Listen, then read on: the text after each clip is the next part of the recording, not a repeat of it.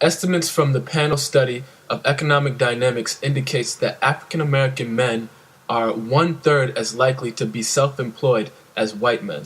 African Americans make up only 1% of internet startup companies in 2010. The average size of an African American owned business is substantially lower than a non-minority business.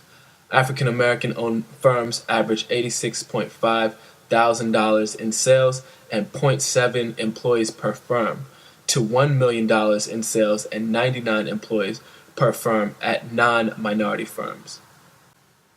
I really didn't know where to start in the beginning. I figured I'd start with the books. So I walked over to the library, picked up a few. You know what they say. You want to keep anything from a black man? Put it on paper. I figured between reading a few books and asking a whole lot of questions, I'd be able to gain enough knowledge to teach somebody something. After reading Malcolm Gladwell's The Outlier and Gary Vaynerchuk's Crush It, I knew I had to take this information about entrepreneurship and bring it to my community. Every beginning entrepreneur has to find a mentor. They have to. It's the only way that the two other most important things will occur. Secondly, every entrepreneur has to find its skill. And the only way that you're going to find your skill is through a mentor who can pull it out of you. Once a mentor is able to pull out your skill, then comes your passion. That's the third thing, and very, very important. Reading is great and all, but it's only theory. I had to put it in action, so I hit the streets. There's a lot of things I know I like to do, but one of the things I really love to do is network. I was in the street for a mentor, and a mentor I was going to find. While attending an event sponsored by Howard University, I met Mr. Navarro Wright. He's the former vice president of technology for BET.com, and now he runs a venture capitalist firm that looks for great ideas for investment in urban communities. These 15, 20 future millionaires in the room, we should be smiling, having a good time. Y'all making me nervous. I'm thinking I should have like a PowerPoint deck or something. All these suits and ties staring at me all hard. I mean, course that they teach at Stanford that they offer free on iTunes, right? So far I haven't spent a dime, right? Then I went to the Apple site. I downloaded the development tools for free from the Apple site. Then I realized that once I built the app, the cost to get into the App Store, $99.